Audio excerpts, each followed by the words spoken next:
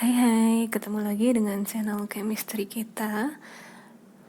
Kali ini kita akan melanjutkan pembahasan UTBK Kimia 2020. Saya menggunakan soal tryout dari Inten kali ini, tapi sebelumnya jangan lupa untuk subscribe dan like.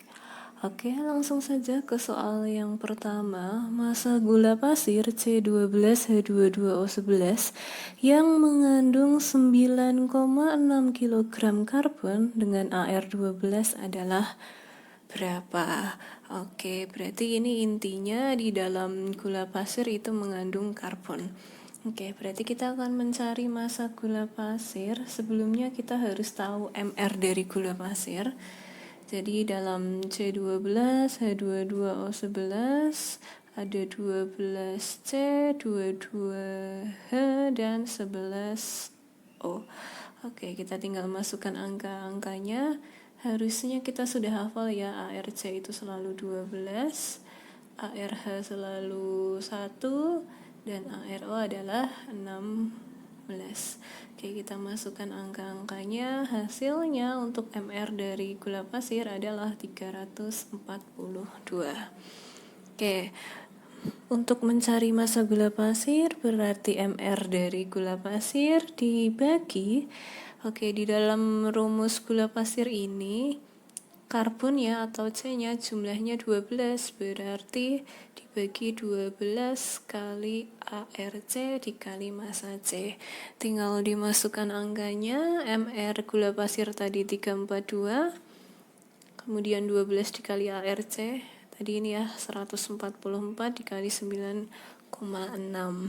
Hasilnya adalah 22,8 kg, sehingga nomor 1 jawabannya adalah C. Lanjut ke soal berikutnya. Gunakan data ini untuk mengerjakan soal nomor 2 dan 3. Akibat virus corona yang merebak, maka hand sanitizer menjadi langka dan mahal. Berikut ini adalah bahan-bahan untuk membuat hand sanitizer di rumah yang dibuat oleh LIPI. Ada 200 ml etanol 95%, 50 ml air, 1 sendok teh karbomer sebagai pengental, kemudian 33 ml propilen glikol, dan 3 tetes trietanol amin yang berfungsi sebagai pengikat pH. Pertanyaannya, rumus kimia dari trietanol amin adalah yang mana? Oke, tidak usah bingung untuk menentukan rumus. Di sini sudah ada namanya, kita tinggal artikan saja dari namanya. Tri berarti 3. Etanol berarti dia punya gugus alkohol atau OH. Eta terus jumlah C-nya berarti 2. Amin itu berarti mengandung gugus N. Oke, berarti amin itu ada N. Nanti N mengikat H berapa tergantung dengan atom lain yang diikat. Kemudian etanol tadi rumusnya adalah CH3CH2OH. Tapi kan dia ada 3 atau ada 3, berarti nanti ini kita akan kalikan dengan 3 jumlahnya. Oke. Atau kalau saya tulis strukturnya akan menjadi seperti ini. Jadi nanti ujung sini menggantikan C, H3. Kemudian yang titik tengah ini akan menunjukkan C yang CH2. Oke, berarti kan aminnya kita tulis dulu, nanti N-nya. N-nya ini mengikat etanol yang jumlahnya 3. Sehingga rumusnya akan menjadi seperti yang ada di gambar. Jadi seperti ini rumus dari trietanol amin. Oke. Ini N mengikat 3 etanol. Oke, ini ada etanol yang pertama, etanol yang kedua, etanol yang ketiga. Nah, kemudian bagaimana rumusnya? Kita hitung aja jumlah C-nya. Jadikan C di sini saja ya yang mudah. Oke, 1 etanol mengandung C jumlahnya 1, 2. Kemudian karena etanolnya ada 3, berarti 2 ini kita kalikan dengan 3. Hasilnya adalah 6, berarti C 6. C yang jumlahnya 6 hanya yang bagian E. Sehingga nomor 2 jawabannya adalah yang E. Oke, kita lanjut ke soal yang berikutnya, masih menggunakan data yang sama dengan soal nomor 2 tadi. Pertanyaannya, fungsi penambahan propilen glikol adalah apa? Oke. Tadi ada etanol 95%. Oke, etanol itu jelas sebagai pembunuh kuman atau disinfektan ya. Kemudian kalau menurunkan pH, pilihan B ini tadi yang berfungsi pengikat pH atau mengatur pH, menurunkan pH itu adalah trietanolamine. Kemudian pilihan C sebagai pengental, tadi yang berfungsi sebagai pengental adalah karbomer. Oke, nah terus bagaimana untuk propilen glikol? Propilen glikol ini secara umum aslinya dia digunakan sebagai humektan. Apa itu humektan? Dia itu mempertahankan kandungan air. Dengan kata lain, kalau dia mempertahankan kandungan air, berarti dia berfungsi sebagai pelembab. Sehingga nomor 3 jawabannya yang D. Lanjut, nomor berikutnya, dalam suasana basah, I2 mengalami disproporsionasi menjadi I- dan IO3-. Pertanyaannya, jumlah ion IO3- yang dihasilkan dari 1,2 mol I2 adalah yang mana? Berarti kita harus tahu reaksinya dulu. Tadi keterangannya I2 mengalami disproporsionasi menjadi I- dan IO3-. Berarti seperti ini. Nah, ingat suatu reaksi itu harus setara, artinya kita harus penyetaraan. Dalam soal UTBK secara umum pasti kita penyetaraannya menggunakan penyetaraan redox. Oke, kita akan menggunakan metode Bilox. I2 Biloxnya adalah 0 karena dia adalah molekul bebas. I- negatif 1, IO3- karena di sini ada muatan -1, dia sebagai sama dengannya. O biloxnya selalu negatif 2 karena ada 3, berarti negatif 6. Oke, berarti I-nya positif 5. Kita tentukan unsur yang berubah. Ada I ke I dan I ke I yang satunya. Oke, untuk reaksi yang pertama dari 0 ke negatif 1 berarti dia turun 1. Sedangkan yang satunya 0 ke positif 5 berarti dia naik 5. Oke, perubahannya harus sama, berarti yang turun 1 kali 5, yang naik 5 dikali 1. Oke, kita kalikan, hasilnya adalah I2 menjadi 5 I- tambah IO3-. Kenapa yang I2 ini belum saya kalikan?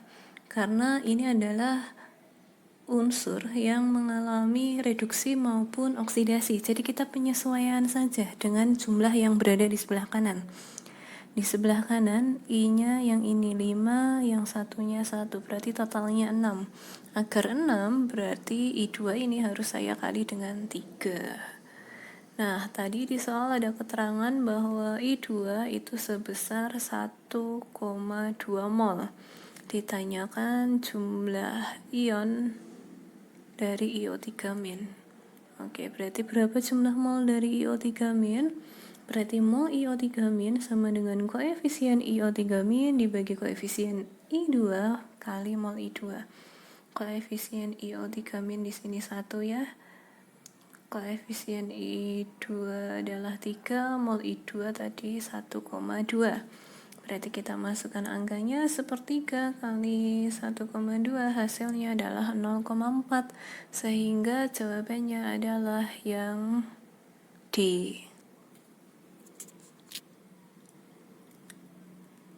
Nomor berikutnya, 2 buah sel elektrolisis masing-masing berisi leburan Al2O3 dan MgSO4. Jika digunakan listrik dengan muatan yang sama, maka perbandingan massa Al dan Mg yang mengendap adalah berapa? AR-Al adalah 27, AR-Mg adalah 24. Oke. Dalam bab elektrolisis, jika di soal itu ada dua senyawa, maka kita akan menggunakan hukum Faraday yang kedua, di mana rumusnya adalah, saya akan bandingkan Al dan Mg-nya langsung. Ini boleh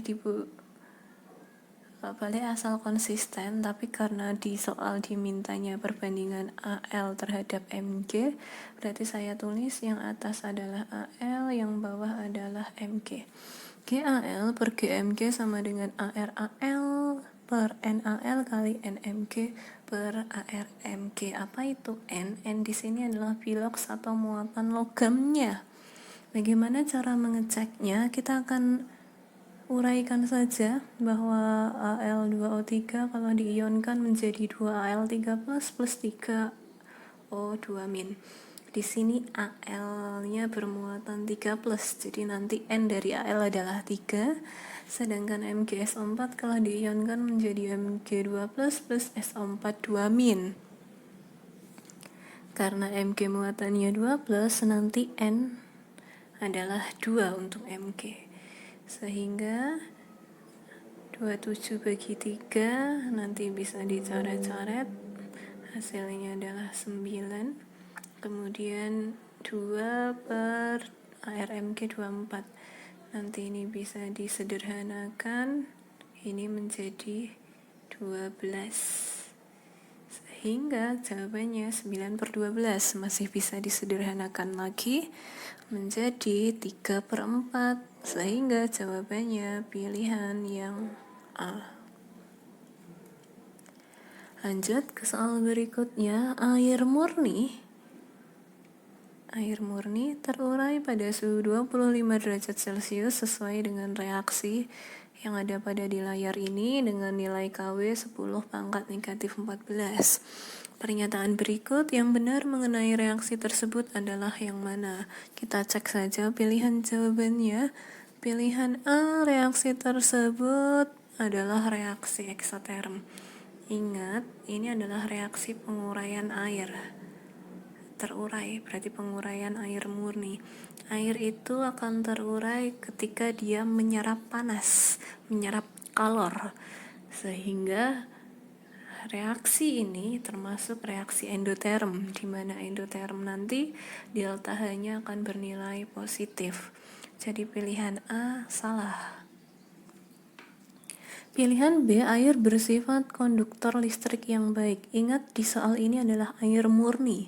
Air murni itu memiliki jumlah ion yang sangat kecil. Jadi dia konduktor listrik tapi sangat lemah. Berbeda halnya dengan air ledeng atau air sungai dan sebagainya. Berarti ini salah juga. Pilihan C, jika suhu dinaikkan, kesetimbangan bergeser ke kiri dan harga KW makin kecil. Ingat konsep dalam pergeseran kesetimbangan, ketika suhu dinaikkan, maka kesetimbangan akan geser ke arah endoterm. Tadi reaksi ini adalah reaksi endoterm, di mana endoterm itu bernilai positif. Artinya, zat yang berada di kanan itu nanti juga endo. Nah, ketika suhu dinaikkan, dia akan geser ke endo. Di sini endonya itu berada di sebelah kanan. Berarti ketika suhu naik, geser ke kanan, bukan geser ke kiri. Sehingga C juga salah. Pilihan D, jika suhu dinaikkan, pH air tetap 7. Oke. Air murni mau kita panaskan dengan suhu berapapun, pH-nya akan tetap sama, kecuali kalau kita campur dengan senyawa yang lain, sehingga yang D adalah jawaban yang benar. Soal berikutnya, sel makhluk hidup mempunyai volume yang normal jika ditempatkan dalam larutan yang konsentrasinya adalah 0,3 molar. Jika sel tersebut ditempatkan dalam larutan dengan konsentrasi 0,1 molar, fenomena yang terjadi adalah yang mana? Jadi tadi menurut kalimat konsentrasi dalam sel itu adalah 0,3 molar. Itu saya katakan pekat karena apa? Karena konsentrasi wadah atau penempatan satunya itu hanya 0,1 molar. Berarti saya katakan dia encer. Konsepnya, air itu akan berpindah dari larutan yang encer ke larutan yang pekat.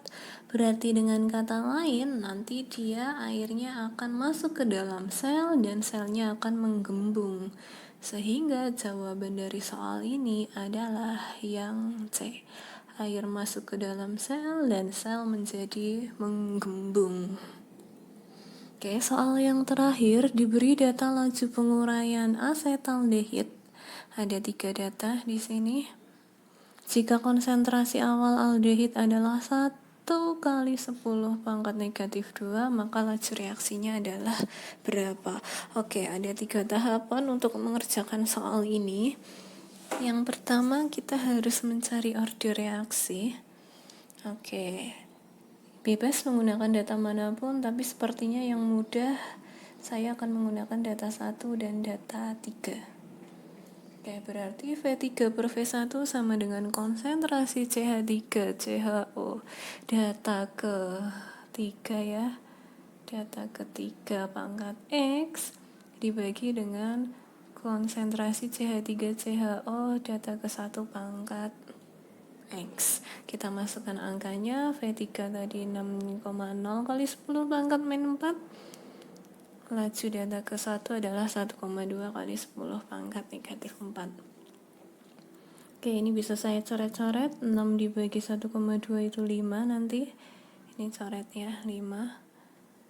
Kemudian untuk konsentrasi CH3CHO ini juga coret 10 pangkat min 3 nya. 7,5 dibagi 1,5 juga 5. Sehingga 5 sama dengan 5 pangkat X. X ketemunya 1. Sehingga order reaksinya adalah order 1. Nah, setelah itu kita harus mencari tetapan laju atau nilai K. Di sini misal saya akan menggunakan data 1 saja. Bebas menggunakan data manapun. Kenapa memilih data 1? Biasanya angka yang paling kecil atau angka yang mudah. Oke, tadi persamaannya V sama dengan K, konsentrasi CH3CaHO pangkat 1. Pangkat 1 tidak perlu ditulis. V data ke-1 tadi 1,2 kali 10 pangkat negatif 4. K kita cari konsentrasi CH3CaHO 1,5 kali 10 pangkat min 3. Berarti K 1,2 kali 10 pangkat min 4 dibagi 1,5 kali 10 pangkat min 3, hasilnya adalah 8 kali 10 pangkat min 2. Nah, baru kita mencari lajunya. Tulis dulu persamaannya. V sama dengan K dikali konsentrasi CH3CHO. K-nya tadi sudah ada, 8 kali 10 pangkat min 2. Konsentrasi awal yang diminta di soal 1 kali 10 pangkat min 2. Sehingga 8 dikali 1 tetap 8, 10 pangkat min 2 dikali 10 pangkat min 2, 10 pangkat min 4. Sehingga hasil akhirnya adalah 8 kali 10 pangkat min 4. Jawabannya adalah yang B. Oke, sekian dulu pembahasan soal UTBK tryout dari Intens. Nanti kita akan bahas soal-soal tryout yang lain. Cukup sekian. Sampai ketemu lagi. See you.